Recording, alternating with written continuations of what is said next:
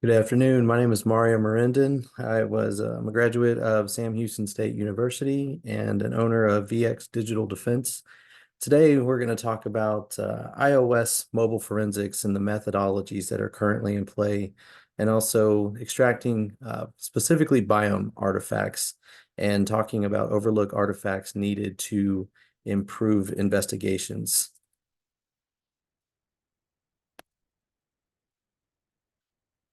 So mobile devices are increasingly being used as evidence in court. I have a 17-year law enforcement career and background, and a big major portion of my career has been in digital forensics. And what we've come across is data that is deleted by the users are directly affecting evidence within those databases. Popular forensic tools such as Cellbrite, Magnet Axiom, Oxygen Forensics, and so forth only parse out 1% of those applications of the millions that are available. So it's a little difficult for them to keep up with those types of changing data intakes and so forth and decoding that information. The Scientific Working Group for Digital Evidence, also known as SWIG-DE, contains multiple best practices and methodologies for forensic examiners. The one of the issues that they do have is as cell phones start to evolve with the technology, it does fail to explain the benefits of a full file system acquisition out of all of the available acquisitions, specifically in iOS. One of the most common ones are logical or now advanced logical or even iTunes backups.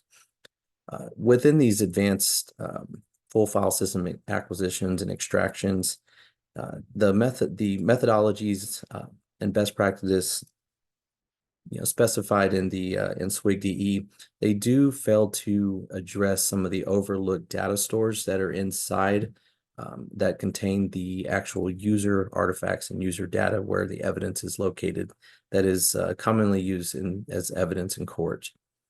Many of the cell phone examiners have a tendency, and in my experience with those that I train as well, they tend to rely on the tool, rely on whatever the tool is decoding for them, pushing buttons to get where the data is, and they also fail to kind of do additional research that is necessary in order to locate that missing data.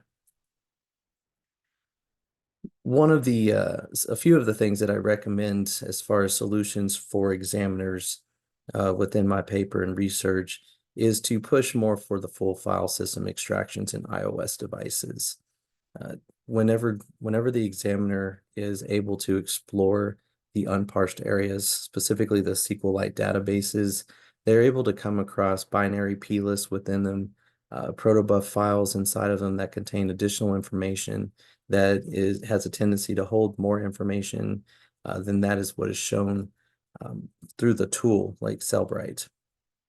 Another thing I wanted to use, and that is very common practice for digital forensic examiners, is to validate the evidence with other sources, with other forensic tools, such as oxygen forensics or magnet forensics. In my research that I'm presenting today, I specifically used the tools Cellbrite and verified with oxygen forensics.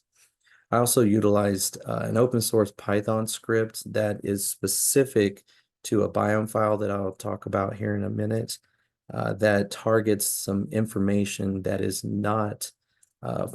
is not parsed out, is not decoded by these popular tools at the moment.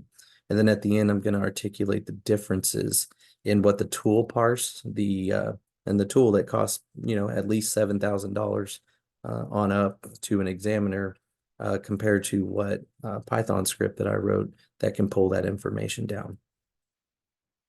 Now, the technology that I used in my research, I had originated the information on an Apple iPhone 7 loaded with iOS 14. And then also I tested it with a newer version of 15.3. I used Cellbrite Reader, Cellbrite Physical Analyzer, Mushy to decode some of the protobuf files, PyCharm to write out the Python script, and then also Oxygen Forensics to validate the data. Now, one of the particular things that was of interest to me were the encrypted notes that usually require a passcode in order to see this type of data. Now on the right-hand side is it's a visual of the file system of where this particular biome file is located. Now biome is known to hold uh, multiple types of information such as notes, SMS data, call data, and so forth. And slowly over time, uh, that information has transferred outside of these traditional areas, which I'll show you in a second, and into this biome area, which seems to be a new source of a data source, a data store that's now seen on newer iPhones, dating back to iOS version 14. So here we notice the biome file itself, beginning with the 633, is a timestamp. It's a Cocoa timestamp. And through my research, I've noticed that Cellbrite, the tool that I use here, was not only pulling source information of text messages from the biome folder or biome file. You'll see the track phone information over on the right, but it's also pulling from the SMSDB, the database there from the write-ahead log, of the same type of information put from two different areas within the phone. Additionally, I'm looking more into the notes that I had encrypted. I purposely encrypted them did not use the password to decrypt that information. So it was hidden inside here, as you can see from Cellbrite. It's not indicating that there's any type of data that's encrypted, not at face value to the examiner. Now, if the examiner goes into the notestore.sqlite database where those notes are stored, then we take a closer look and we can see that it's flagged as that particular note is password protected. And it requires it requires some sort of decryption in order to access that information that's hidden. I went into Oxygen Forensics and also validated what Cellbrite was saying. Fortunately, within Oxygen Forensics, it was indicating that the data was encrypted. It wasn't showing what the information was in there, and it actually showed a little bit more information as far as telling an examiner that you are looking at encrypted data. It's not just blank, which some examiners have a tendency to just they just take it for granted if the tool doesn't tell them otherwise. Now, when I start looking at the hexadecimal information within that biome itself, I start to notice that the note that was previous that had indicated the answer is the remaining portion of the rest of that encrypted note that was known to me that I had seeded into the phone actually revealed itself, and the entire note says the answer is ST1300. And it actually says it twice here, as you can see, directly just looking into the hex viewer. Now, when I used Mushy in order to expand the biome a little bit more, I was able to see what type of intent that application was looking at. And what we see here, that biome file is not only storing when calls are started, when the messages are sent, but it also shows when a note is created. Break it down a little bit more, and we notice that that particular note that I'm interested in is associated with the Notes app within the com.apple.mobile notes, which is a common location or a common app bundle that's associated with notes in Apple iPhones. And we also notice that there's an embedded binary plist inside of this particular protobuf file. And on the right side, you can see where I match up the keys and exactly where the Python script is going to go in to pull that information.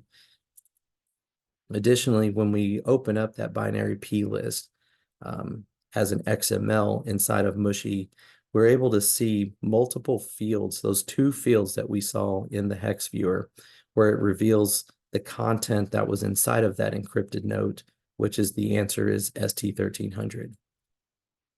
When we run the Python script against just that biome file, then what we're able to see, it's specifically designed to go in there and pick up all of the notes that were created that reside inside of that biome folder. And it also reveals both of the fields that have the two entries of what was inside of that note. So when I compare my results to what the Python script pulls from the biome file, what we're seeing a lot more information. We're seeing password protected encrypted notes that are actually still revealed and saved in the biome that are able to be parsed out and pulled out by an open source tool or Python in this particular instance. And the same exact type of information that is still residing on this particular extraction is still not being parsed out by Cellbrite, by a very popular tool, nor is it parsed out by Oxygen Forensics. So we're seeing where they're still looking at the node store SQLite, the traditional area, but they're failing to look completely inside of the biome area. So in the end, really what I'm trying to push with the research and to other fellow examiners that I train and I talk to, I am trying to get away from the push button forensics and really pushing for changed methodologies, either to SWIG-DE or just methodologies and best practices in general for the examiner to look more into iOS full file systems, so they're able to get those write-ahead logs that contain deleted data, that they're able to look into the cache folders that come with the full file system to reveal hidden data that's not decoded by popular forensic tools.